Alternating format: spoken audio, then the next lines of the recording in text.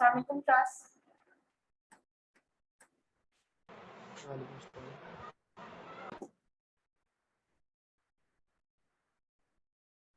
वालेकुम सलाम मैम। आवाज क्लियर है मेरी सबको? Yes ma'am. अच्छा, आज का लेक्चर है हमारा, जिसमें हम लोगों ने लास्ट लेक्चर में फ्लोरोस्कोपिक इक्विपमेंट पढ़ी थी। आज हम लोगों ने इसकी प्रोसीजर स्टार्ट करनी है। जैसा हमने बताया था कि आपको फ्लोरोस्कोपिक प्रोसीजर बहुत ज़्यादा है, वो हमने हर रीजन के डिवाइड किए हुए हैं, जीआई ट्रैक के, रिप्रोडक्टिव के, बिलरी के। ठीक है, तो वो जितने भी हम लोगों ने रीजन थे अंडर फ्लोरोस्कोपिक प्रोसीजर्स, वो आज हम वन बाय वन पढ़ेंगे। ठीक है, सबसे पहले हम स्टार्ट करेंगे from the gastrointestinal tract, GI tract के जितने प्रोसीजर्स हैं। जैसा मैंने बताया था आपको कि हमने पूरे जीआई ट्रैक्ट को डिफरेंट जो है ना उसमें डिवाइड किया हुआ है रीजन्स के अंदर। अपर ट्रैक के लिए हम लोग और प्रोसीजर करते हैं, फिर हम लोग क्या कहते हैं स्टमक के लिए और प्रोसीजर करते हैं, स्मॉल इंटेस्टाइन के लिए और करते हैं, लार्ज इंटेस्टाइन के लिए और करते हैं। ठीक है, ये सारे जितने भी प्रोसीजर्स हैं ये हम लोग अंडर फ्लोरोस्कोपी करते हैं। फ्लोरोस्कोपी लास्ट मैंने आपको लेक्चर के अंदर थोड़ा सा एक्सप्लेन किया था कि किस तरह उसका वही एक्सरे ट्यूब होती है सोर्स उसके अंदर, और उसका जो इक्विपमेंट है वो कैसे डिज़ाइन किया जाता है। पेशेंट जो है वो बकी टेबल पे होता है या दूसरे क्या कहते हैं बकी स्टैंड पे होता है या बकी टेबल के ऊपर होता है। ठीक है, और एक्सरे ट्यूब जो होती है वो बीनीथ द पेशेंट टेबल होती है। फिर और जो हमारे पास इंटेंसिफाइंग स्क्रीन है और जो कि एक्सरेस को डिटेक्ट करके ट्रांसफर करता है उसमें लाइट में, विजिबल लाइट में, और देन वो डिटेक्ट होते हैं हमारे मॉनिटर के ऊपर। ये वो सारा जो था वो कैसे डिजाइन किया गया था असेंबली को मैंने आपको लास्ट लेक्चर में, वो थोड़ा सा लेंथी था, छोटा सा लेक्चर बना के मैंने अपलोड कर दिया था। तो उसके अंदर वो सारी वही चीजें हैं कि हम लोगों ने किस तरह जो है वो फ्लोरोस्कोपिक प्रोसीजर और उसके रूम को डिजाइन किए थे। ठीक है, आज हम लोग क्लिनिकल साइड पे आते हैं। क्लिनिकली हम लोग प्रोसीजर्स कौन कौन सा फ्लोरोस्कोपिक करते हैं, उसके अंदर हम लोग बेरियम या फिर कौन सा कॉन्ट्रास्ट यूज करते हैं, पेशेंट की पोजीशनिंग कैसे करेंगे और कैसे कैसे इमेजेस लेंगे कितने कितने टाइम के बाद। ठीक है, सबसे पहले स्टार्ट करेंगे अपर जीआई ट्रैक से। आपको पता है कि हमारा जो जीआई ट्रैक है स्टार्टिंग फ्रॉम द माउथ, फिर देन हम लोगों के पास फेरेंक्स, एसोफेगस, देन हमारे पास क्या आता है स्टमक, स्टमक के बाद स्मॉल इंटेस्टाइन, लार्ज इंटेस्टाइन, फिर हमारे पास sigmoid, then colon, sigmoid colon, then rectum. ये सारे हमारे पास जो है वो पूरा जीआई ट्रैक बनाते हैं।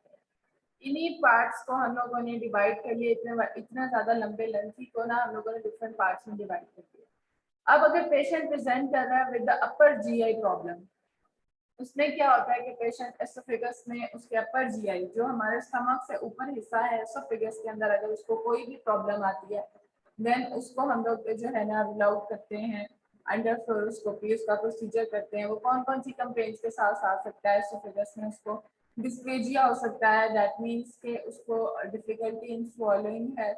ठीक है, फिर हम लोग और उसकी इंडिकेशंस देखेंगे, फिर उसके बाद हम लोग कौन सा इसके अंदर बेरियम उसको पिलाएंगे और फिर पेशेंट की कैसी पोजीशनिंग करेंगे, बिकॉज हमने अपर जीआई ट्रैक देखना है, उसको लिटा नहीं सकते हम लोग, उसको बिठा के उसके फिर हम लोग उसको पिलाते हैं बेरियम, और उसके बाद उसकी हम लोग एक्सरे फिल्म्स लेते हैं बाद थोड़े थोड़े टाइम के बाद।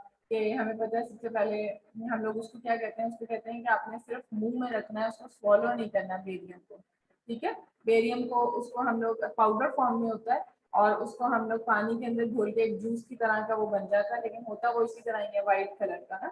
ठीक है, वो उसको पिलाते हैं। ठीक है, बिल्कुल पानी की तरह उसको बना देते हैं मिक्स करके उसको। जब पेशेंट को जिस दिन प्रोसीजर किया जाता है उस दिन उससे सारा एक्सप्लेन किया जाता है, डे बिफोर या उससे पहले जब हम लोग उसको बुलाते हैं, तो फिर हम उसकी चीज़ें भी उसको कहते हैं ये चीज़ें लेके आना साथ में जिस दिन आपका प्रोसीजर होता है। तो बेरियम एक पाउडर फॉर्म में होता है, फिर उसको हम लोग उसमें पानी डाल के उसको मिक्स कर लेते हैं। ठीक है, और उसको जो है फिर पिलाते हैं।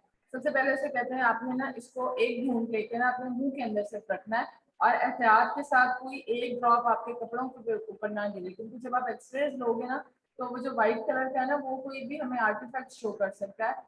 ठीक है, इसमें क्या करना है हमारी बॉडी की जितने भी फॉलो ऑर्गन्स हैं बेरियम में उसके अंदर ये व्हाइट कलर का जाएगा और हमें एक्सरेज के ऊपर नजर आएगा। ठीक है, ये हम आगे बढ़ते हैं। सबसे पहले मैं आपको ना दिखाती हूँ कि नॉर्मली हमारे जो एक्सरेज हैं, ये एक एक्सरे है। ठीक है, एक्सरे फिल्म आपने देखी है, अब इस एक्सरे के अंदर हमें नॉर्मली इस तरह जीआई ट्रैक नजर नहीं आता, हमें एसोफेगस नजर नहीं आता, हमें स्टमक नजर नहीं आता, हमें लार्ज इंटेस्टाइन नजर नहीं आता।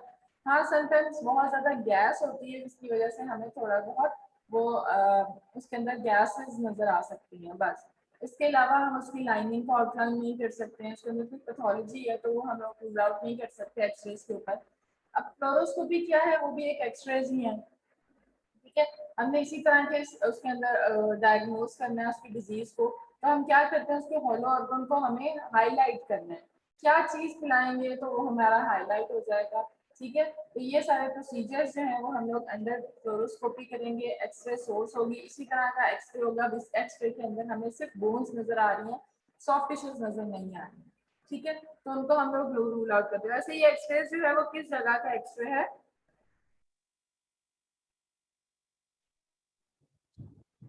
ट्रैकिया नजर आ रहा है इसमें। क्या चीज? स्पाइन का एक्सरे है मैम, ट्रैकिया। Lumbar spine. ये कौन सा एरिया होता है स्पाइन का, ये वाला? सर्वाइकल। ये ऊपर कौन से वर्टेब्राज हैं? ये लंबर है, ठीक है, ये लंबर है। आगे इधर सेक्रम होता है, ये जो इस तरह पीछे नजर आ रहा है, ठीक है। ये हमारे पास पेल्विक बोन है, ठीक है।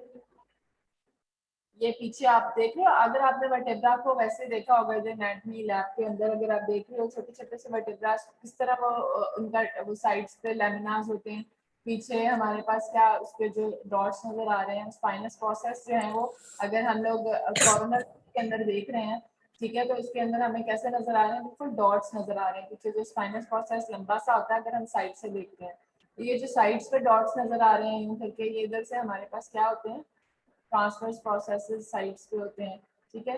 और ये उसकी बॉडी होती है, सेंटर के अंदर हमारे पास क्या डिस्क होती हैं वाइट ब्लैक कलर की, ठीक है, जिसे हम इंटरवर्टेब्रल डिस्क कहते हैं, ठीक है। अगर स्पेस कम होती है या कुछ हमें दो वर्टेब्रास की हाइट कम या ज्यादा हो जाती है, तो वो सारा कुछ जो है ना वो हम लोग एक्सेस के ऊपर इसको स्टडी करते हैं, ठीक है। तो हम बस दिखाने का ये मकसद था कि हमारे इस एब्डोमेन के अंदर एब्डोमेन का एक्सरे किया गया है नॉर्मली, इसके अंदर अब हमें कोई चीज नजर नहीं आ रही है। अच्छा, हम लोगों ने इसके अंदर अगर हमें कोई सॉलिड चीज व्हाइट कलर की नजर आती है तो वो भी एक्सरे पे बड़ी क्लियर नजर आती है। अब देखें, एब्डोमेन में हमें साइड्स पे कोई और ऑर्गन नजर नहीं आ रहा, हमारे साइड्स पे जो है ना फ्रेंड्स में आपको पता है यहाँ पे हमारे पास किडनीज भी होती हैं। इनकेस अगर किडनी के अंदर कोई स्टोन है, अगर हमने उसका एक्सरे किया है एब्डोमेन का, तो वो हमें व्हाइट कलर का यहाँ पे चमकता हुआ व्हाइट अलग से एक स्टोन नजर आ सकता है, ठीक है। तो ये जो हमारा एक्सरेस है उसके ऊपर सिर्फ बोनी मतलब हार्ड स्ट्रक्चर्स हैं वो बड़े क्लियरली नजर आ सकते हैं। कोई फॉरेन ऑब्जेक्ट है, किसी को बुलेट लगा है तो वो हमें जो है बुलेट नजर आएगा, सॉफ्ट जो स्ट्रक्चर्स हैं वो हमारे एक्सरे के ऊपर क्लियरली हम उसको आइडेंटिफाई नहीं कर सकते हैं, ठीक है। अच्छा, ये हमारे पास क्या है, चेस्ट एक्सरे है। अब चेस्ट एक्सरे के अंदर हमें क्या नजर आ रहा है, नॉर्मल लंग्स हैं, ठीक है। उसके बाद ये नीचे डायफ्राम है।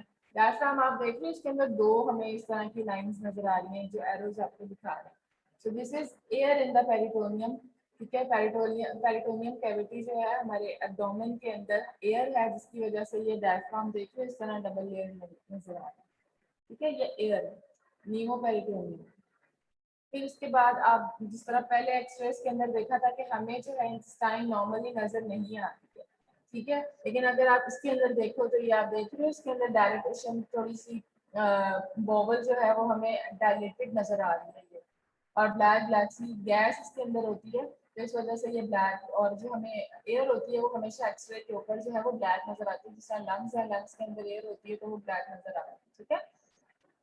फ्लूइड जो होता है ना वो हमें व्हाइट नजर आता है एक्सरेस के ऊपर, बोन्स भी व्हाइट नजर आती हैं, ठीक है। तो ये हमारे पास क्या है, ये हमारे पास इंटेस्टाइन की ऑब्स्ट्रक्शन थी जिसकी वजह से ये हमारे जो इंटेस्टाइन है वो बहुत डायलेटेड नजर आ रही है, और उसके अंदर गैस जो है वो हमें ब्लैक इस तरह नजर आ रही है, ठीक है।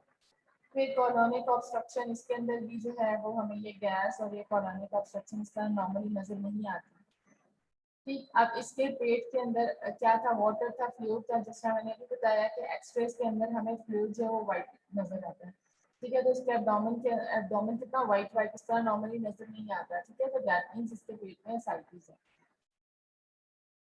फिर ये क्या है, ये सिग्मोइड वॉल्वुलस है कि क्या है, सिग्मोइड कॉलन जो है वो उसमें ट्विस्ट हुआ हुआ है, ठीक है। उस ट्विस्ट की वजह से जो है वो पीछे डायलेटेशन हो गई है सारी, और ये इस तरह का हमारा मसला।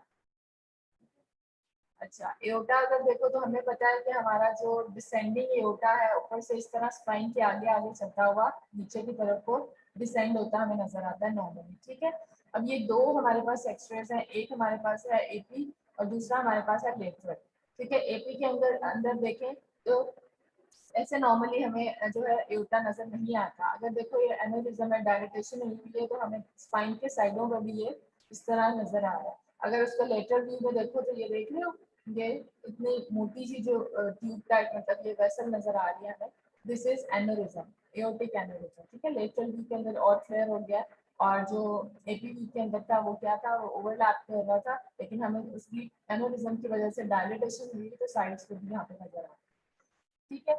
तो ये हमारे मुझे कुछ इमेजेस दिखाने थे एब्डोमेन के अंदर, और ये इस तरह के सॉफ्ट टिश्यूज और बोन्स हमारे पास नजर आती हैं, ठीक है। अब हम लोग स्टार्ट करते हैं अपर जीआई ट्रैक से, जो कि हमारी आज का टॉपिक है। वो क्या है कि जीआई ट्रैक को हमने इन्वेस्टिगेट करना है अगर पेशेंट कंप्लेन कर रहा है किसी भी पैथोलॉजी। वन बाय वन ऊपर से स्टार्ट करेंगे एसोफेगस से। एसोफेगस के अंदर अगर कोई भी प्रॉब्लम है, उसके अंदर कोई भी हम प्रॉब्लम की जो प्रोसीजर करते हैं, ठीक है। एसोफेगस का प्रोसीजर को कहते हैं बेरियम स्वॉलो, ठीक है, नाम याद रहे। Barium swallow is the study to investigate oesophagus, ठीक है।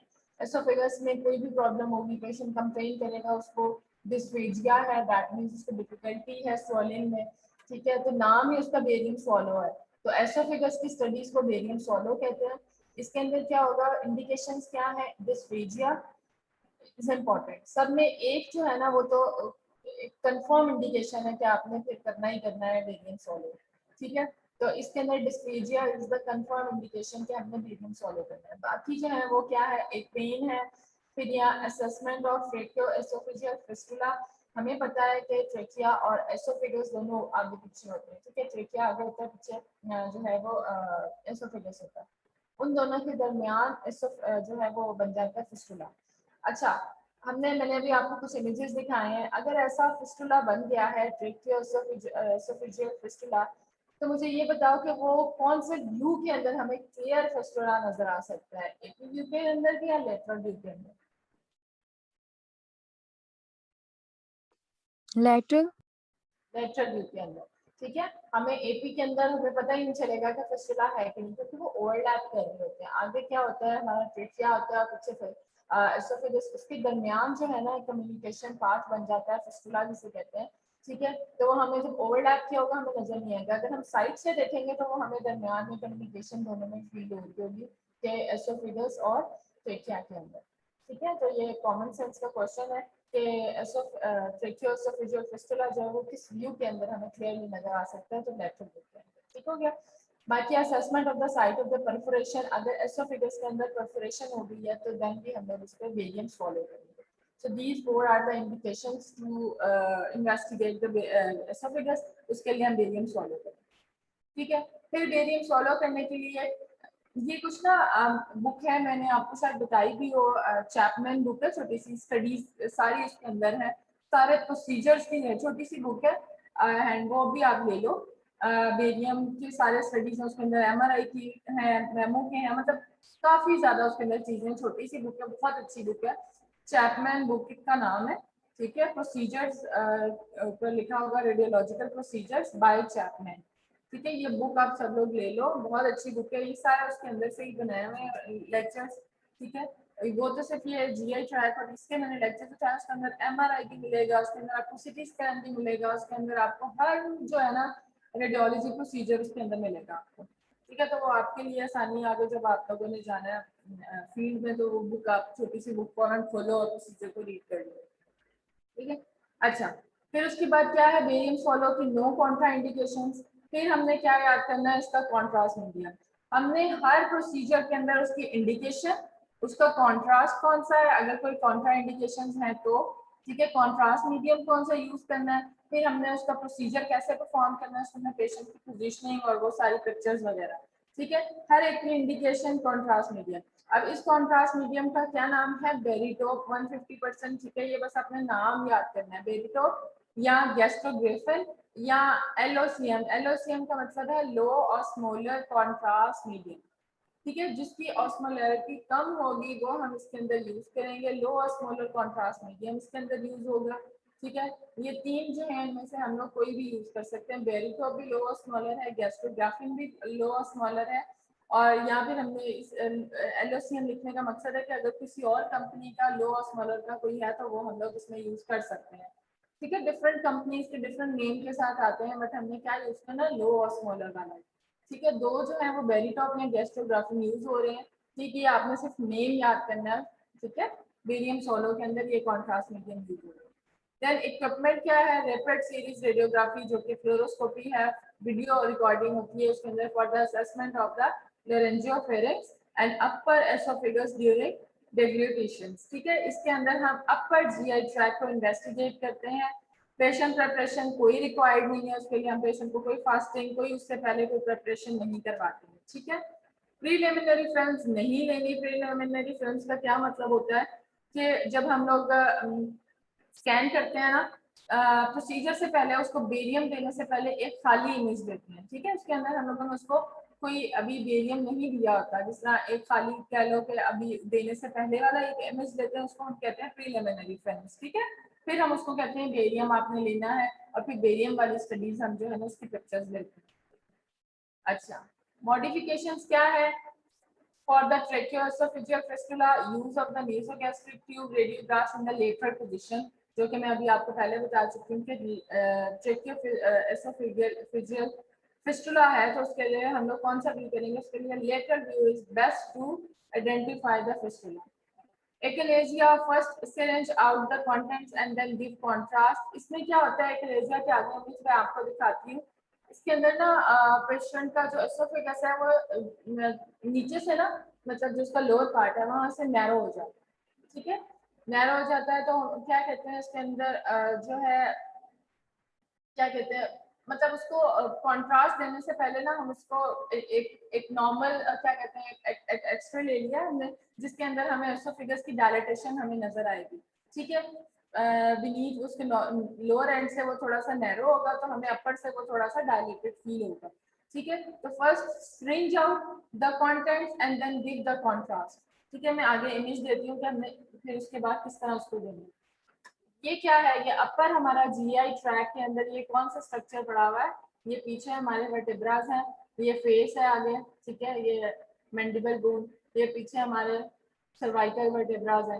तो ये हमारा कौन सा यहाँ क्या हो सकता है, एसोफेगस का कौन सा पार्ट,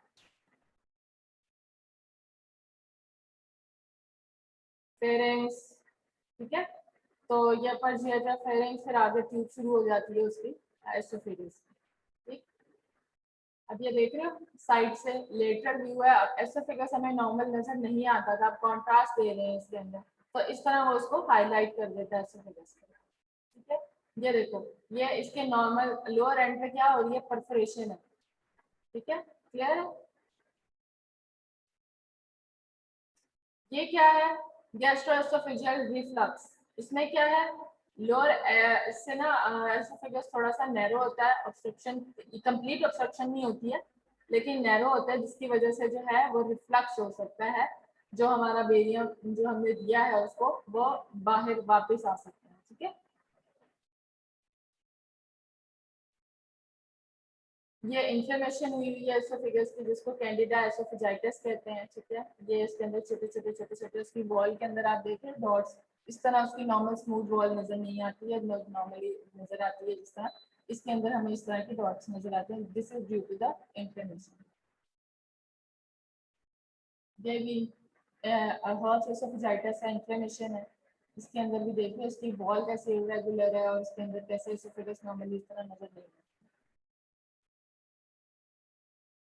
अच्छा, रेडिएशन एसोफेजाइटिस क्या होता है कि जो पेशेंट बहुत ज्यादा, पेशेंट नहीं या कोई भी बंदा जो रेडिएशन में बहुत ज्यादा काम कर रहा है उसके लेट इफेक्ट के अंदर पता क्या होता है, रेडिएशन उसके एसोफेगस को भी बहुत ज्यादा हार्म पहुंचाती है, ठीक है। उससे क्या होता है कि आहिस्ता आहिस्ता आहिस्ता आहिस्ता एसोफेगस है ना वो उसके अंदर क्या ऑब्स्ट्रक्शन से स्टार्ट हो जाती है, वो नैरो होना स्टार्ट हो जाता है, ठीक है। तो इस तरह दरमियान के अंदर ये देखिए ऊपर से ठीक आ रहा है, फिर सेंटर के अंदर नैरो हो गया, आगे फिर एसोफेगस, ठीक है, ठीक है। इसके अंदर इंफ्लेमेशन हो गई है ड्यू टू द रेडिएशन, ये लेट इफेक्ट है, अर्ली इफेक्ट नहीं है, बहुत लेट इफेक्ट होते हैं। रेडिएशन में बहुत टाइम से काम कर रहा है एक बंदा, जिसकी वजह से उसको ये एसोफेगस के अंदर प्रॉब्लम आ सकती है। This is known as radiation oesophagitis. अच्छा, डायवर्टिकुलम्स क्या होते हैं? आउट पाउचिंग, ठीक है। आपने पढ़ी होंगी ना अपनी पैथोलॉजी के अंदर, जो डायवर्टिकुलम्स होते हैं वो बाहर की तरफ को छोटी छोटी सी आउट पाउचिंग नजर आती है। अब ये देख रहे हो एसोफेगस के अंदर, ये बाहर वाली साइड पे छोटे छोटे से व्हाइट कलर के आपको बाहर वाली साइड पे आउट पाउचेस नजर आ रहे हैं, ये इसके अंदर। और ये पूरी एसोफेगस जो एंटीरियर पोस्टीरियर लेटरल पूरे साइड चारों तरफ से ना हमें छोटे छोटे से डायवर्टिकुलम्स नजर आते हैं, बाहर छोटी छोटी से आउट पाउचिंग्स नजर आते हैं। जब इसके अंदर हमने कॉन्ट्रास्ट दिया है तो उसने क्या किया, उन पाउचेस के अंदर भी कॉन्ट्रास्ट दिया है जो हमें छोटे छोटे से डॉट्स की तरह नजर आ रहे हैं, बट ये स्किन के साथ ही ये अटैच होते हैं और ये बाहर की तरफ को पाउचेस छोटे छोटे नजर आ सकते हैं। So this is known as esophageal intramural pseudodiverticulosis, ठीक है, डायवर्टिकुलम्स है इसके अंदर। अच्छा, ये क्या है?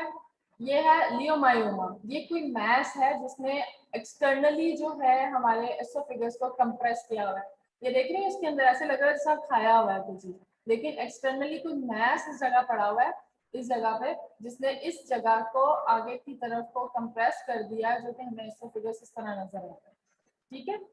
तो देख रहे हो कि डिफरेंट डिजीजेस हैं, बस हमने क्या करना है, हमने बेरियम को सिर्फ एक पिक्चर लेनी है उसके एसोफेगस की। बेरियम को लेते हुए बेरियम को उसको पेशेंट को पिलाना है। सबसे पहले उसको कहना है कि अपने मुंह में रखो, उसके बाद जो है हम लोग प्रीलिमिनरी फिल्म्स नहीं लेंगे, ठीक है।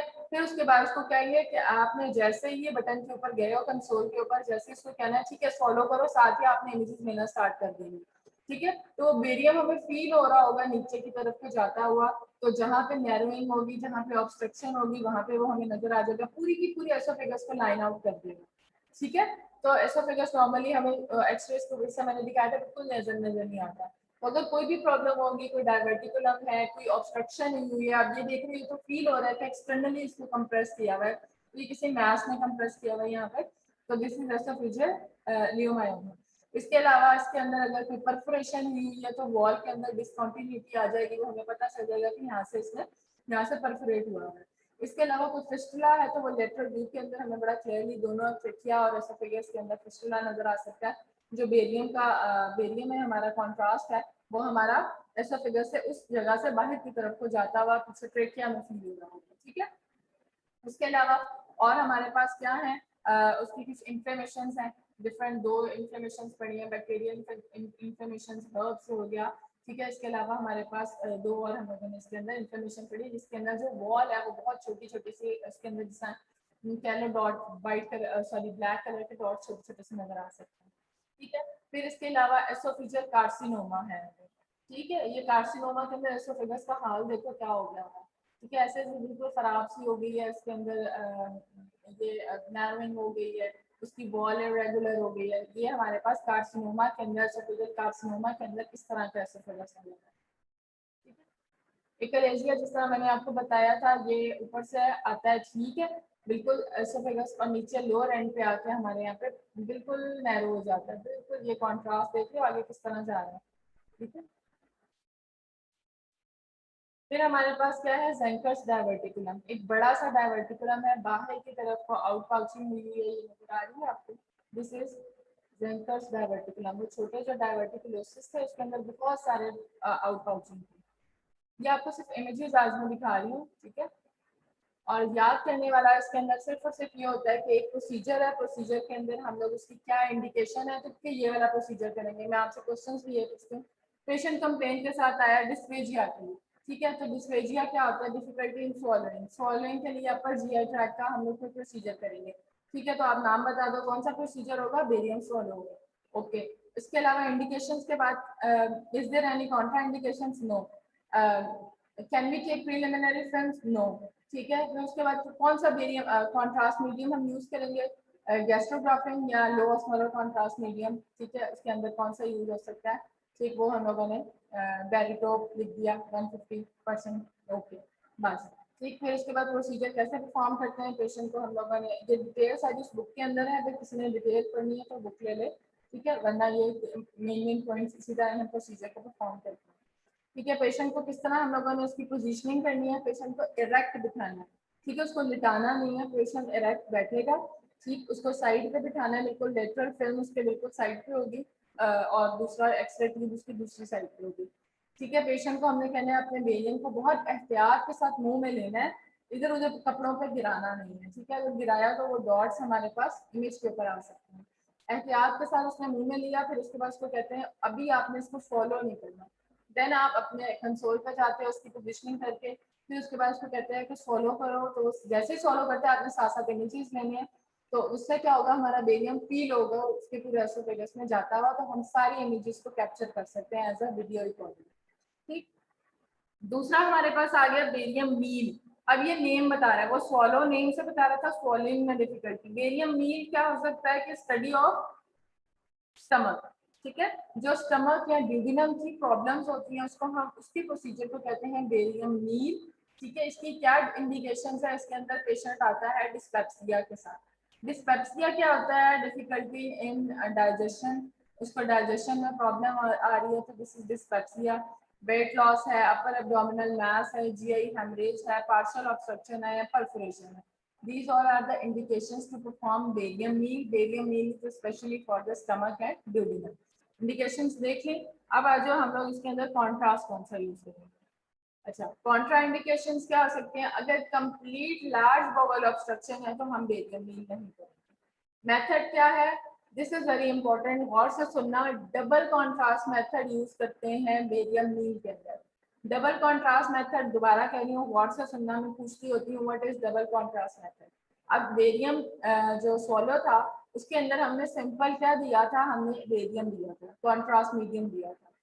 डबल कॉन्ट्रास्ट मेथड के अंदर क्या कहते हैं, डबल नेम बता रहे हैं, हम कॉन्ट्रास्ट के साथ एक और चीज देते हैं, ठीक है, जिसको हम डबल कॉन्ट्रास्ट कहते हैं। वो हमारे पास होता है गैस प्रोड्यूसिंग एजेंट, ठीक है। पहले जमाने में या पहले अभी भी समटाइम्स कहीं कहीं हो रहा है यूज, इनो देखिए, इनो क्या होती है, इनो जो होती है वो गैस प्रोड्यूस करती है, ठीक है। हम कॉन्ट्रास्ट के साथ पेशेंट को इनो दे देते हैं या कोई भी ऐसा एजेंट जो है वो जो कि गैस प्रोड्यूस करेगा, कॉन्ट्रास्ट के साथ दिया, जिसकी वजह से उसको कहते हैं double contrast. Along with the contrast we give a gas producing agent, ठीक है। उससे क्या होगा कि वो गैस अंदर गई, उसने क्या करना है, जो हमारा स्टमक है उसकी जो म्यूकोजल वॉल है, म्यूकोजल पैटर्न है, उसको हाईलाइट करेगा, ठीक है। इतना क्लियरली गैस आपको पता है वो हमें ब्लैक नजर आती है इसके ऊपर, और जो फ्लूइड होता है वो हमें, जो लाइनिंग है उसकी किसी भी स्ट्रक्चर की वॉल की, वो वाइट नजर आती है।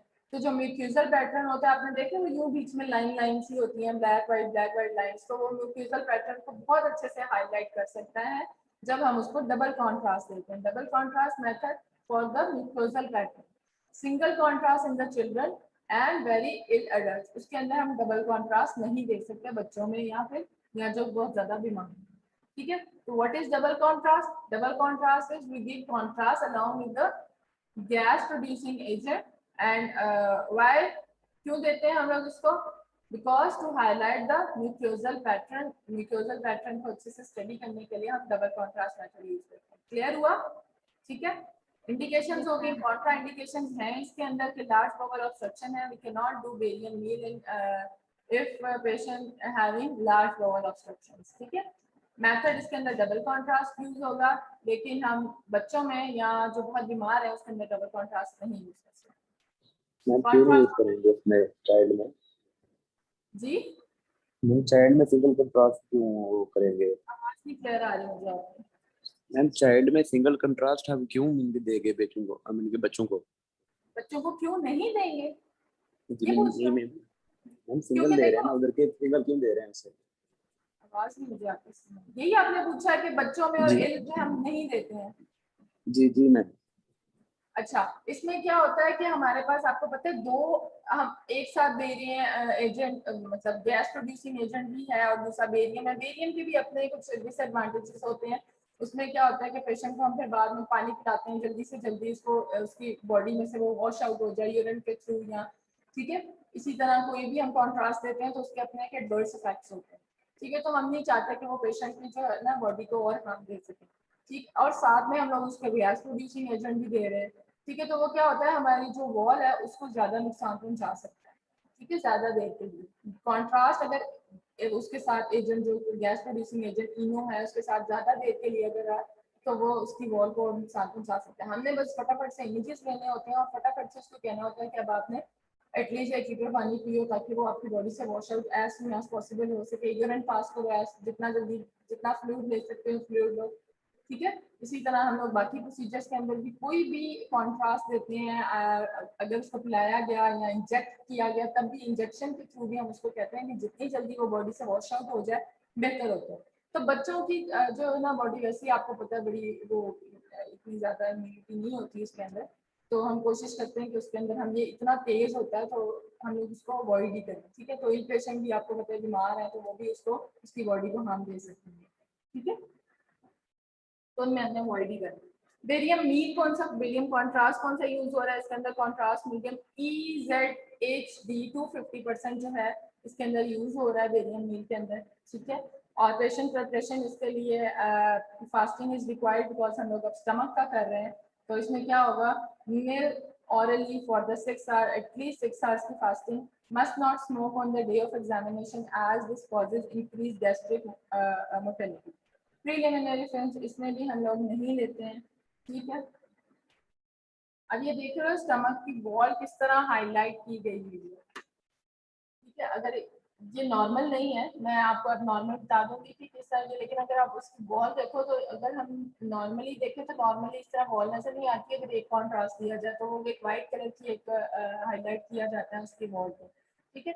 अब एयर भी साथ दी है, डबल कॉन्ट्रास्ट मेथड यूज किया तो देख रहे ब्लैक वाइट उसके पूरे म्यूकोजल पैटर्न को उसने कितने अच्छे से जो है वो हमें हाईलाइट करके दिखाया है, ठीक है। ये देख रहे हो उसके म्यूकोजल पैटर्न, वॉल ये वाइट कलर की लाइन बाहर और ये जो दरमियान में ऊपर इसका म्यूकोजल पैटर्न है वाइट ब्लैक जो है इस तरह का इसके अंदर नजर आता है। अच्छा, अब डिजीजेस की तरफ चलते हैं कि बेरियम की जो स्टमक की डिजीज क्या आ सकती हैं। Number 1 the most common is the gastritis, inflammation of the stomach या ड्यूडेनम। इन्फ्लेमेशन की वजह से उसकी वॉल जो है वो एक तो हमें इरेगुलर सी नजर आएगी, ठीक है। उसके अलावा हमें इसके अंदर डायलिटेशन आगे ड्यूडेनम में इस तरह नॉर्मली नजर नहीं आता, वो उस तरह नजर आएगा, ठीक है। कहीं पे ऑब्स्ट्रक्शन बन सकती है, कहीं पे हमें डायलिटेशन, ये देख रहे हैं यहाँ पे थोड़ी सी ऑब्स्ट्रक्शन है, आगे जहाँ पे ज्यादा वाइट नजर आ रहा है पीछे थोड़े डायलेटेड है, ठीक है। वॉल अगर देखें तो हमें वॉल इरेगुलर सी नजर आ रही है, दिस इज गैस्ट्राइटिस। पैंक्रियाटाइटिस क्या होता है, pancreatitis is the inflammation of pancreas.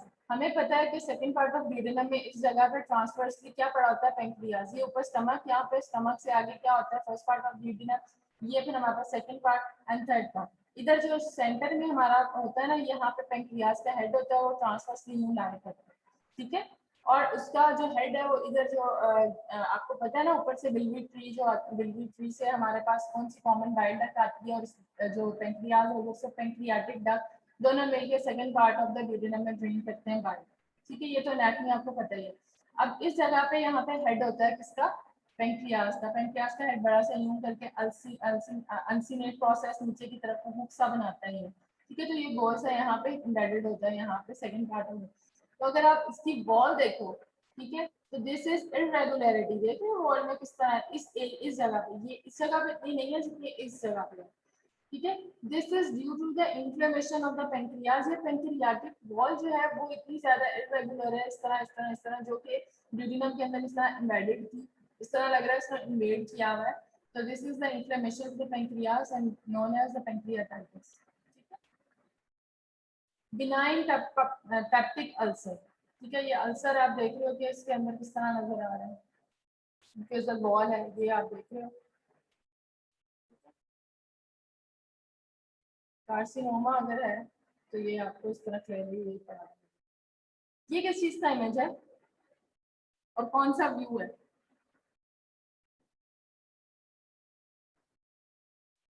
कौन सी मोडेलिटी है ये,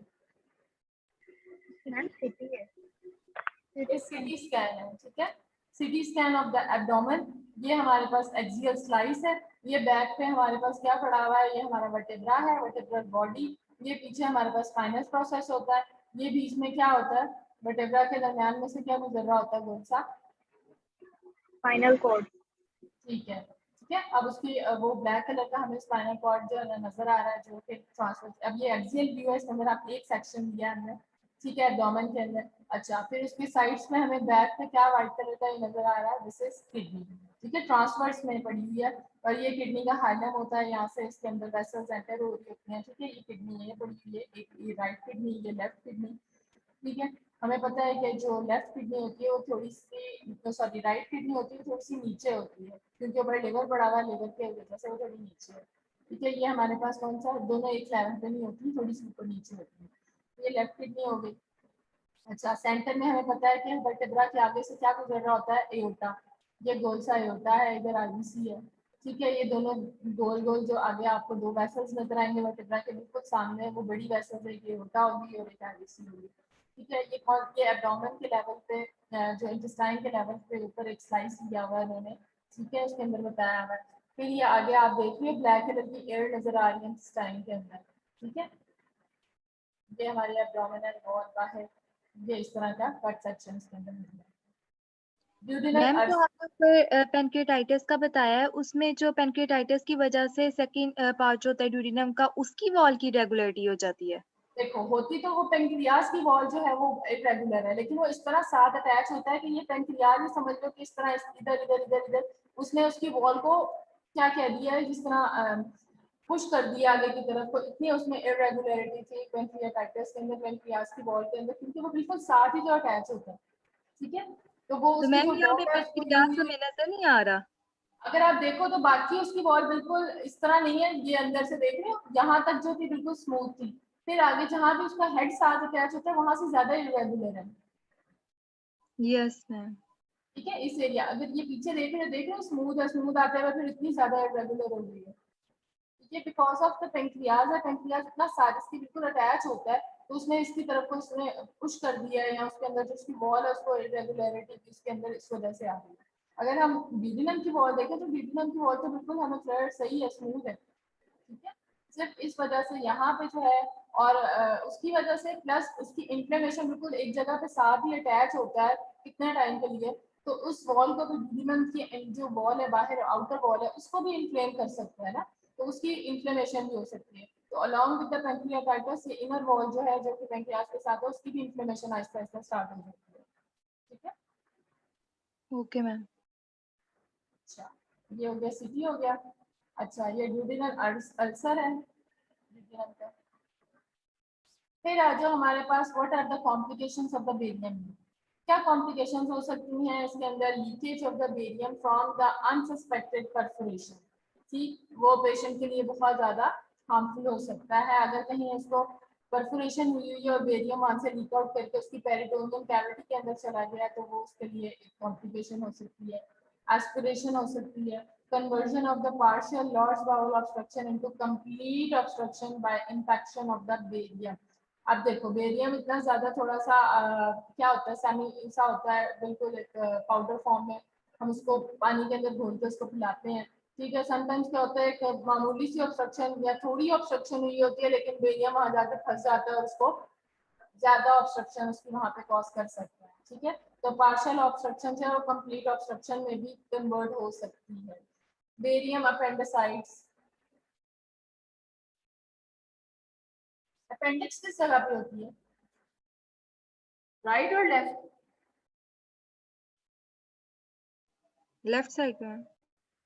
नहीं राइट साइड पे होती है, राइट साइड राइट साइड पे होती है। अब वो आपको पता है अपेंडिक्स तो हर एक के अंदर होती है, लेकिन अपेंडिसाइटिस जब होता है, इन्फ्लेमेशन होता है, कोई फॉरन कोई भी हमारा ऑब्जेक्ट जो है वो अपेंडिक्स के अंदर चला जाता है तो वो इन्फ्लेम हो जाती है, ठीक है, वो फिंगर लाइक प्रोजेक्शन होती है, वो इन्फ्लेम हो जाती है और उससे जो है पेशेंट को फिर उसके बाद सर्जरी करके उसको रिमूव किया जाता है, ठीक है। समटाइम्स क्या होता है बेरियम जो उसके हमने उसको पिलाया, समटाइम्स क्या होता है कोई ऐसा रेजिड्यू जो है वो उसके अंदर जाकर उसको इन्फ्लेम कर सकता है, ठीक है। तो बेरियम की ये भी कॉम्प्लिकेशन। अब आज नेक्स्ट हमारे पास क्या हो गया, हमने एसोफेगस पढ़ लिया, उसकी इंडिकेशन पढ़ लिया, बेरियम उसका पढ़ लिया कौन सा देखना, हमने स्टमक का पढ़ लिया, स्टमक तक आगे, स्टमक से आगे अब हम आगे हैं किस तरफ, उसके इंटेस्टाइन की तरफ, स्मॉल इंटेस्टाइन की तरफ आ गए हैं। स्मॉल इंटेस्टाइन की इन्वेस्टिगेशन करनी है तो उसको कहते हैं बेरियम फॉलो थ्रू। मेन याद करना हर प्रोसीजर का फॉलो फॉलोइंग एसोफेगस का हो गया, मील स्टमक का हो गया, फॉलो थ्रू। अब फॉलो थ्रू इतनी बड़ी ट्यूब है, उसको हमने फॉलो थ्रू करना है, ठीक है। अब पूरी ट्यूब जो स्मॉल इंटेस्टाइन की, उसकी स्टडी को हम कहते हैं बेरियम फॉलो थ्रू।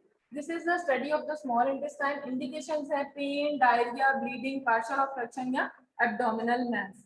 इसमें क्या करते हैं, कॉन्ट्रा इंडिकेशन क्या है, कंप्लीट ऑब्स्ट्रक्शन अगर है या सस्पेक्टेड कोई परफोरेशन है, तो उसके अंदर हम लोग जो है ये बेरियम फॉलो थ्रू नहीं करेंगे, ठीक। बेरियम कौन सा लेंगे इसके अंदर, मीडियम बेरिडॉक 100% या 3 to 4 ml पर केजी जो है ना पेशेंट की वेट के लिहाज से फिर हम इसको देते हैं पेशेंट को। Over couch tube fluoroscopy unit, ये हमें पता है कि हम किस तरह परफॉर्म करते हैं। पेशेंट को जो है वो इसके अंदर लिटा देते हैं काउच के ऊपर, उसके अंदर हमने बिठाया था, बिठा के हमने इमेजेस लिए थे, ठीक है। अब इसके अंदर क्या करते हैं, पेशेंट को हम लोगों ने लिटा देना है। अब इतनी बड़ी ट्यूब है, हम लोग उसको कुछ अब इतनी बड़ी ट्यूब के अंदर स्मॉल इंटेस्टाइन के अंदर पूरी हमने उसको हाईलाइट करना है। तो क्या होगा कि बेरियम जो है वो कुछ टाइम के बाद जाएगा कहीं कहीं पे, ठीक है। तो हम लोगों ने कुछ टाइम के लिए हम लोगों ने उसके फिल्म्स लेनी है, पहले 5 मिनट के बाद ले ली थी, वो आगे मैं आपको दिखाती हूँ कितने टाइम के बाद जो है वो हम लोगों ने इमेजेस लेनी होती है, ठीक है। अच्छा, इसके अंदर पेशेंट प्रिपरेशन रिक्वायर्ड होती है। क्या करना होता है, जो हमारे पास मेटोफ्लोरा क्लोप्रामाइड जो हमारे पास मेडिसिन है, ये क्या होती है, ये हमारे पेट को साफ करने के लिए गोलियां होती हैं छोटी छोटी सी, ये हम पेशेंट को दे देते हैं। इसको कहते हैं कि आपने ना 20 मिनट पहले जो है ये मेडिसिन ले लेनी है। इसकी प्रिपरेशन के अंदर क्या होगा कि आपका जो पेट है, इन केस जो है हमने स्मॉल इंटेस्टाइन करना है, अगर उसके अंदर कोई पीसेस वगैरह या पेट को हम लोगों ने बिल्कुल साफ क्लियर कर लेना है, ठीक है। उसको कहना है कि आपने ये जो है ना कुछ छोटी छोटी सी गोलियां होती हैं, ये 20 मिनट पहले आपने खा लेनी है, ठीक है। इसके अंदर प्रीलिमिनरी फिल्म भी लेनी है हमने। इसमें क्या होगा कि हम लोगों ने प्लेन एब्डोमेन का बिफोर गिविंग कॉन्ट्रास्ट हम उसके प्रीलिमिनरी फिल्म्स लेंगे। इसके अंदर सिंपल एब्डोमेन की कोई उसके अंदर कॉन्ट्रास्ट नहीं है, एब्डोमेन का एक एक्सरे ले लिया, ठीक है। उसके बाद उसका 20 मिनट पहले का बोल दिया, उसमें पेट अपना बिल्कुल बिल्कुल साफ करके आना है, ठीक है। मेडिसिन ले लेनी है, उसके बाद वॉशरूम से बिल्कुल होके आना है, ठीक। उसके बाद हम लोगों ने इसको काउच के ऊपर लिटा देना है, ठीक है। उससे पहले हमने उसको कॉन्ट्रास्ट देना है, ठीक है। फिर हम लोग कितने टाइम के बाद उसके फिल्म्स लेते हैं, prone films of the abdomen every 20 minutes during first hour, ठीक है। ये थोड़ा सा लंबा प्रोसीजर होता है क्योंकि पूरी हम लोगों ने उसकी स्मॉल इंटेस्टाइन को देखना है।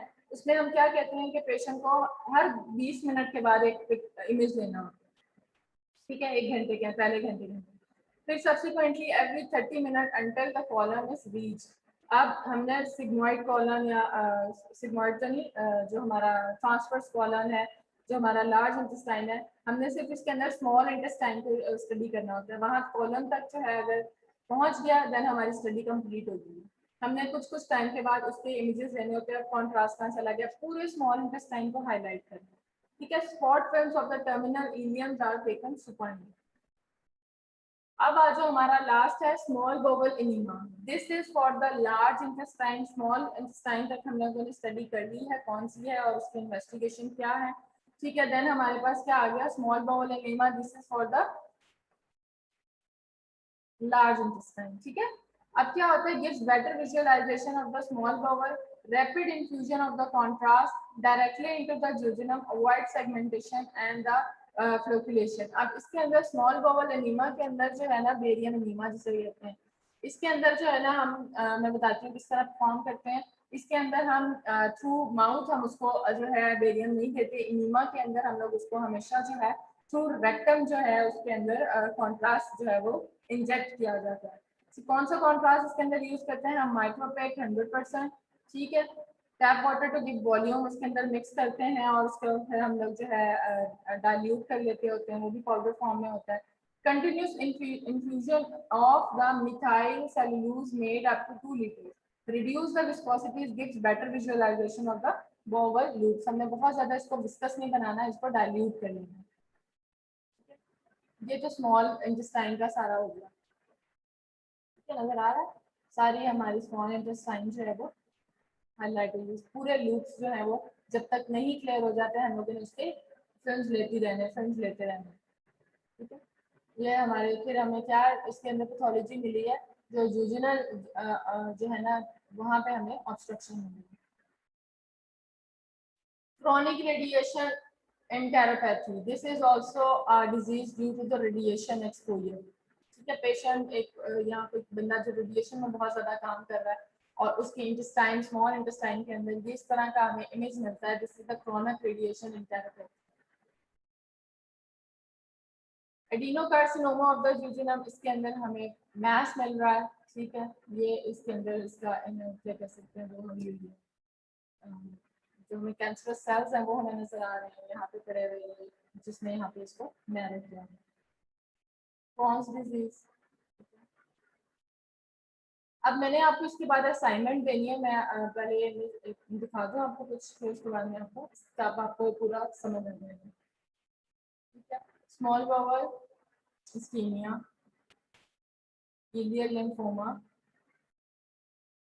डाइवर्टिकुलम इसके अंदर, ठीक है, इतना बड़ा बाहर की तरफ को एक नजर आ रहा है. रीजनल डाइवर्टिकुलोसिस, जो छोटे छोटे डाइवर्टिकुलम्स हैं बहुत सारे, जिसमें उसके अंदर एसोफेगस के अंदर थे, इसी तरह स्मॉल इंटेस्टाइन के अंदर इतने सारे डाइवर्टिकुलम बाहर की तरफ का आउटराउचिंग है. अगर एक है तो डाइवर्टिकुलम, अगर बहुत ज्यादा है तो डाइवर्टिकुलोसिस. लास्ट हमारे पास barium enema is for the large intestine. Indications क्या है? Change in the bowel habit, pain, mass, melaena, obstruction. ठीक है, बेरियम एनीमा के अंदर कॉन्ट्रा इंडिकेशंस क्या हो सकते हैं? एब्सोल्यूट टॉक्सिस, मेगाकोलॉन या सीडोमेम्ब्रेनस कोलाइटिस या डीप रेक्टल बायोप्सी. ठीक है, या रिलेटेड उसके अंदर इनकम्प्लीट बोवल ऑब्स्ट्रक्शन है. अगर ऑब्स्ट्रक्शन है तो हम लोग कोशिश करते हैं कि उसको ना ही देखें, क्योंकि वो और ज़्यादा ऑब्स्ट्रक्शन कर सकता है अगर कंफर्म पहले से ही है. ठीक है, फिर ऑल्टरनेटिव इन्वेस्टिगेशन की जाती है, सीटी स्कैन करवाया जाता है या कुछ और. ये हमारे पास कॉन्ट्रास्ट मीडियम है, नाम याद कर लो. हर चारों के बस कॉन्ट्रास्ट मीडियम के नाम याद कर लो, टेबल बना लो, एक तरफ लिख लो बेरियम सोलो, ठीक है, फिर barium meal, barium follow through and barium enema. फिर उसके आगे उनकी वो लिख लो कॉन्ट्रा इंडिकेशन सबकी, फिर अगर है या नहीं है उसके अंदर. फिर उसके अंदर कॉन्ट्रास्ट कौन सा दे रहे हैं चारों का, सबके आगे एक एक नेम लिख लो, उसका याद करना आसान हो जाएगा. ठीक है, प्रीलिमिनरी फ्रेंड 2 के अंदर है और ऊपर 2 में नहीं है, यस नो लिख लेना. ठीक है, और ये इस तरह टेबल बना के याद करोगे, आपको चारों चीजें याद हो जाएंगी. ठीक है, नेम वगैरह. अब इसके अंदर क्या है? Patient preparation, low residual diet for the 3 days prior to the examination. 3 दिन पहले हमने उसको कहना है कि आपने जो है ना बहुत हैवी डाइट नहीं लेनी है, आपने लो रेजिडुअल डाइट लेनी है फॉर द 3 days. फिर उसके बाद आपने फ्लूइड इनटेक बहुत ज़्यादा लेना है, फ्लूइड. फिर उसके बाद उसको टैबलेट्स दी जाती हैं. ठीक है, वो भी हम लोग क्या करते हैं कि उसका जो है वो पेट साफ रहे, उसके लिए उसको टैबलेट्स दी जाती हैं प्रायर टू द एग्जामिनेशन. ये लार्ज इंटेस्टाइन इस तरह हाईलाइट होगी.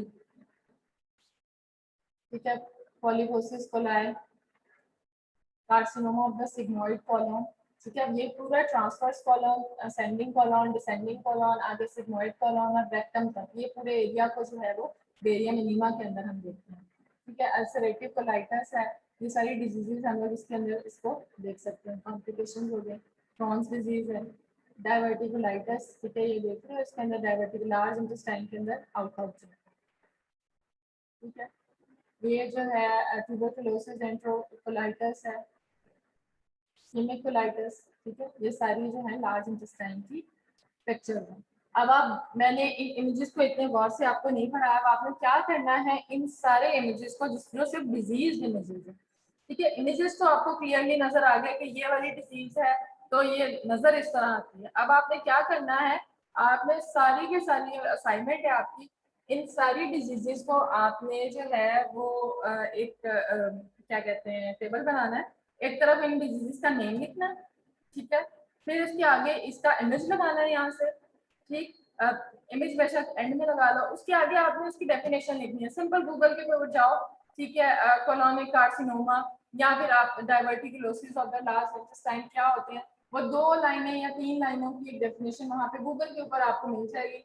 आपको सिर्फ याद करने के लिए आपने क्या करना है, उन सबको आगे कॉपी पेस्ट करके जाना है. ठीक है, याद करने के लिए, और आगे इनका एक एक इमेज, जितनी भी इसके अंदर डिजीजेज है ना, मैंने आपको इमेजेस दिखाए हैं, इनकी आप लोगों ने 1 लाइन 2 लाइन डेफिनेशन एक टेबल बनाना है. ठीक है, नेम लिखने हैं उनके, ये जितने भी माइकल्स, डायवर्टिकुलम क्या होते हैं, ठीक है, लिम्फोमास क्या होते हैं, स्मॉल, ये इनके यहाँ से आगे चलते जाओ, नेम लिखते जाओ. आगे उसकी गूगल के ऊपर बस नाम लिखो, गूगल के ऊपर वहां से कॉपी पेस्ट मारो और उसका एक इमेज लास्ट में लगा दो. ठीक है, एक असाइनमेंट आपकी ये हो गई. छोटी सी असाइनमेंट है, ये आपने मुझे ना कब तक देनी है, अगले हफ्ते दे देना, ठीक है।